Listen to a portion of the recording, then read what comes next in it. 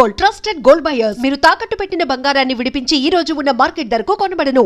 Good sir మీరు always good అంతేగా కదా. సో 90s తో కోటికి పోటీయా పోటీ లేదు, పోటీ లేదు, పోటీయే లేదు. యా యా కానీ సార్ మ్యూజిక్ వింటూ ఉంటే అంటే ఏ మనిషికైనా లైఫ్లో బ్రతకడానికి ఊపిరి ఎంత ఇంపార్టెంటో, వాడు సంతోషంగా ఉన్నా, సాడ్ మూమెంట్లో ఉన్నా, ఒక ట్రాన్స్లో ఉన్నా, ఆ మ్యూజిక్ అనేది అంత ఇంపార్టెంట్. మ్యూజిక్ అంత పవర్ ఉంది మ్యూజిక్లో. Yes. అది ఎటువంటి ఏ మ్యూజిక్ అని అవ్వచ్చు, ఇష్టమైన మ్యూజిక్, నచ్చిన మ్యూజిక్. అంటే ఇప్పుడు పామరులు కూడా సంగీతం అన్నది ఎంతో ఎంజాయ్ చేస్తారు. వాళ్ళు పెద్ద సంగీత విద్వాంసులు గారు, వాళ్ళు సంగీతం తెలియని వాళ్ళు కూడా ఎంజాయ్ చేస్తున్నారంటే అది పవర్ ఆఫ్ మ్యూజిక్. సూపర్. అది ఎందరో మహానుభావులు, గొప్ప గొప్ప కంపోజర్స్, ఎందరో విద్వాంసులు ఎంతోమంది ఉన్నారు కదా. వాళ్ళలో నేను ఒక నలుసు, అంతే. నలుసు కూడా కాదు, ఎక్కడో పాతాళం మేమంతా. ఎంతో మహానుభావులు ఉన్నారు అసలు. అంతే సార్. ఈ మ్యూజిక్ ప్రపంచమే ఒక మహాసముద్రం అంటూ ఉంటారు కదా. నిజంగానే ఎంతో మంది సింగర్స్, ఎంతో మంది మ్యూజిక్ డైరెక్టర్స్. సార్ ఒక బ్యూటిఫుల్ సాంగ్ రెడీ అయ్యి ఈరోజు మనం పాడుతున్నాం, వింటున్నాం అంటే దాని వెనకాతల టెక్నికల్గా ఎంతో హార్డ్ వర్క్ ఉంటుంది కదా. ఎందుకంటే నేను ఒక మహాసముద్రం నుండి వచ్చినాను. ఎందుకంటే మా నాన్నగారే మహాసముద్రం. సాలు రాజేశ్వర గారు అంటే ఇంకా ఆయన పాటలు, ఆయన సంగీతం అనేది అజరామరం. ఇంకా అటువంటి మ్యూజిక్ మళ్ళీ వినలేము, మళ్ళీ పుట్టరు. అటువంటి కంపోజర్ మళ్ళీ పుట్టడు. నేను మటుకు చాలా గొప్పగా చెప్పగలను మా నాన్నగారు. ఎందుకంటే అంత గ్రేటెస్ట్ కంపోజర్. అక్కడి నుండి నేను ఆయన తనయుడుగా నేను రావటం, నేను అసలు మ్యూజిక్ డైరెక్టర్ అవుతాను అనుకోలేదు అసలు. జస్ట్ గిటార్ తోటి చిన్నప్పుడు డ్రమ్స్ వాయించేవాడిని, జాజ్ డ్రమ్స్. ఇప్పుడు ఏజ్ ఆఫ్ 7 years 8 yearsలో డ్రమ్స్ వాయిస్తూ అక్కడ నుండి ఆ నాలెడ్జ్ అక్కడ నుండి అలా బిల్డప్ అయింది. అది నెక్స్ట్ గిటార్ స్టార్ట్ చేశాను. గిటార్ 3 monthsలో వచ్చేసింది నాకు. అంటే అక్కడ నాకు ప్రాక్టీస్ చేసుకుంటూ ఎక్స్పీరియన్స్, అందరు మ్యూజిక్ డైరెక్టర్ పనిచేస్తూ పెద్ద వాళ్ళ దగ్గర పనిచేశాను నేను. నా అదృష్టం ఏంటంటే ఒక ఫస్ట్ స్టార్టింగ్ రమేష్ నాయుడు గారితో స్టార్ట్ చేసి అక్కడ నుండి చాలా పెద్ద కంపోజర్, ఒక లక్ష్మీకాంత్ ప్యారలాల్ గారు, ఆర్డి బర్మన్ గారు, ఇళయరాజా గారు, తర్వాత బప్పిలేరి గారు, ఇలా ఒరిస్సా మ్యూజిక్ డైరెక్టర్ అయిన అక్షయ్ మెహందీని, ఆయన they all topest. And of course Sushala Dakshinamurthy గారు, పెండియాల గారు.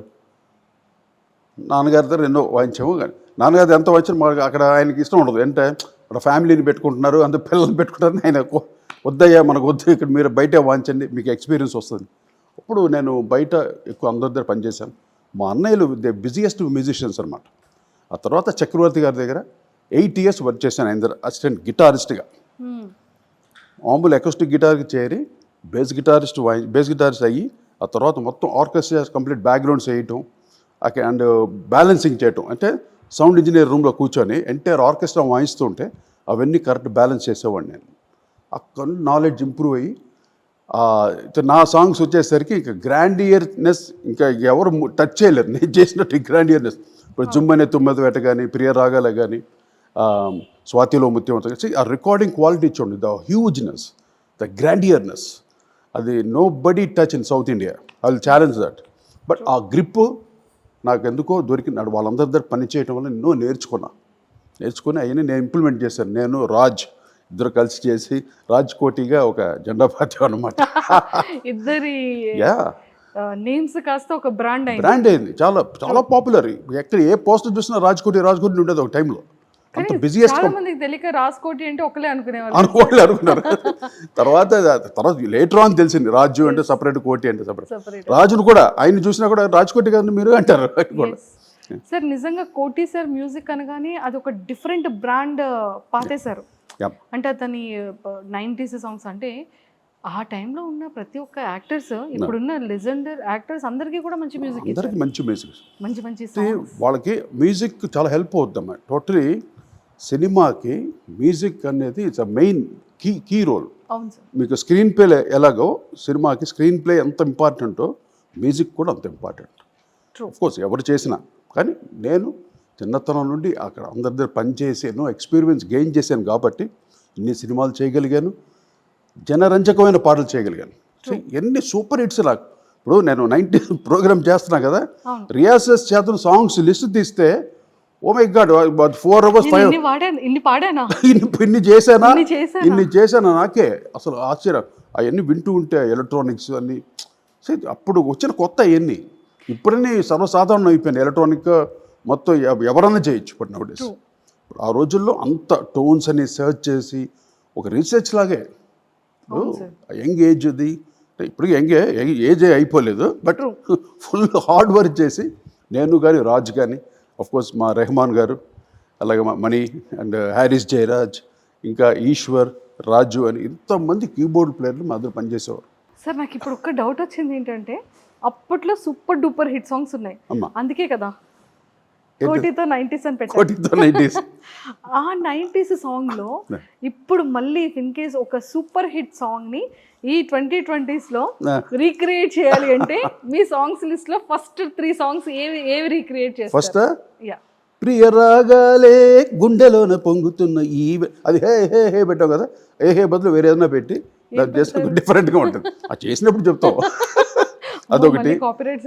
తర్వాత ఇది రూపు తెరమ్మస్తానా నీకు డేరా వేస్తానా, అది కాటేసుకుందామే గిల్లి కజ్జా, అది ఎప్పటికి ఫర్ ఎవర్ అంటే న్యూగా ఉంటుంది ఆ సాంగ్.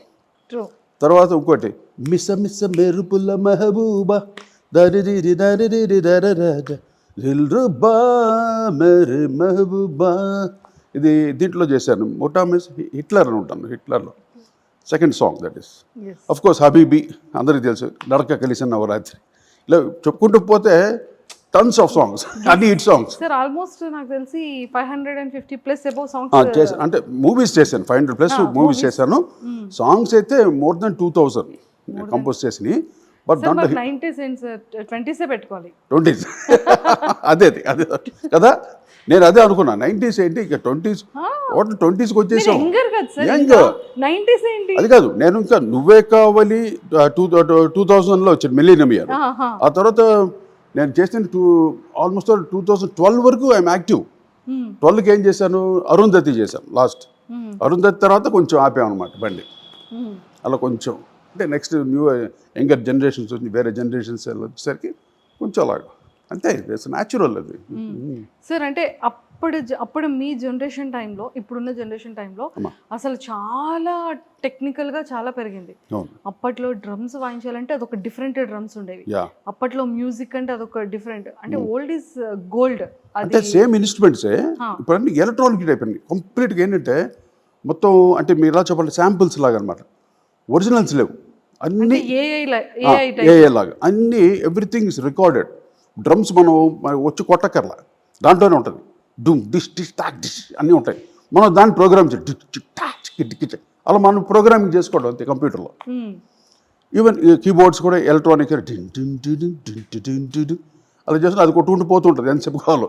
దాంతో వేరే టోన్స్ యాడ్ చేస్తే దిస్ ఆల్ శాంప్లింగ్, ప్రోగ్రామింగ్ అనమాట.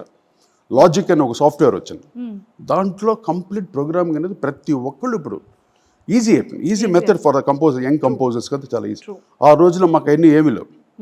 నేనైతే 3 track రికార్డింగ్ నుండి 6 track రికార్డింగ్ వచ్చి, తర్వాత 24 track వచ్చి, తర్వాత మల్టీ ట్రాక్స్ చేసాం. అన్ని ఇంత చూసి వచ్చాను నేను. మీకు 3 track రికార్డింగ్ అంటే ఏవి అసలు ఆ 3 trackలో అన్నీ చేయాలి.